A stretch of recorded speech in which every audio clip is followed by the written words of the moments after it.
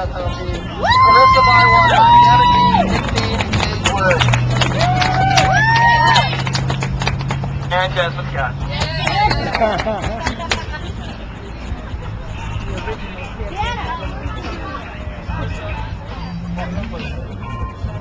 Good afternoon. I'd like to thank you for giving me the opportunity to speak out today. I'm Secretary and Committee Chair of KADP. KADP is an acronym for Kids Against the Death Penalty. We are an organization dedicated to ending the death penalty across the United States.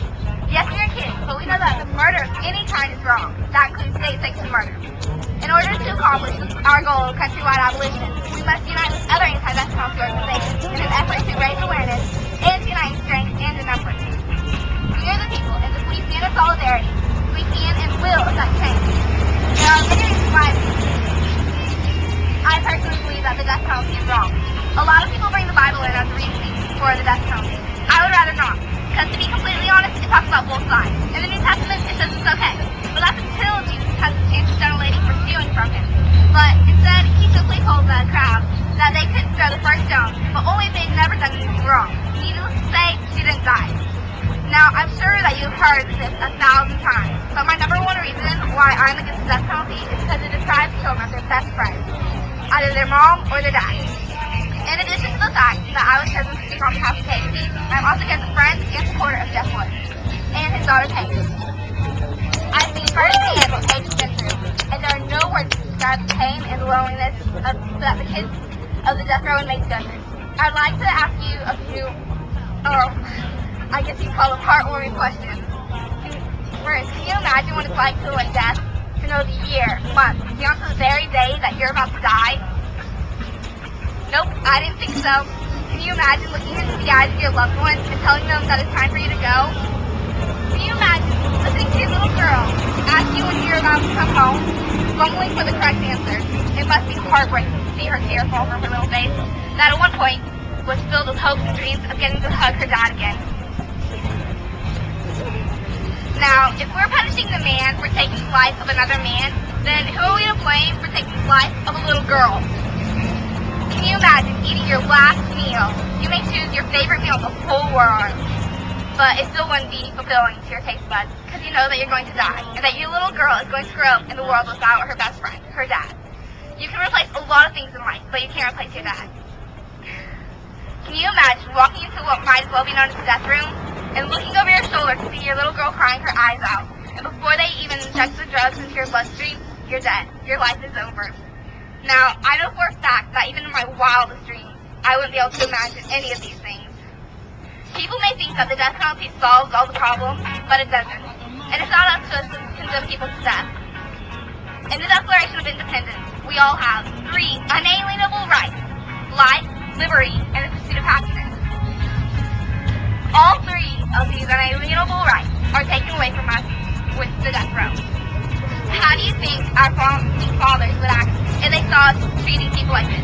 If I were them, I'd feel like all of my hard work has gone down the drain. Well, anyways, I'd like to thank you again for allowing me to speak. I'd like to thank you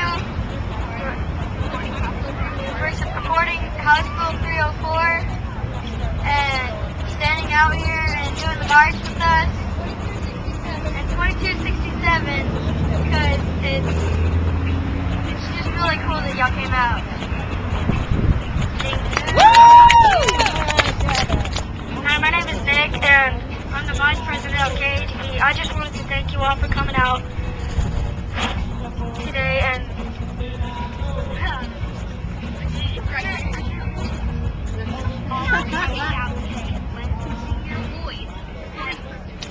then to hear your voice in support of House Bill 2267. With your help, we can make a difference for the Law Party's families. Thanks again. Thank you! I'm the second vice president of KADP. I just wanted to let you know just how important it is to call or write your representative in support of House Bill 304 and House Bill 2267, both of which would end the death penalty as a sentencing option for the Law Party. and I ask you for your support of these bills so you can help my Uncle Jeff, who is convicted under the law of poverty. Thank you. All right. And I take one way.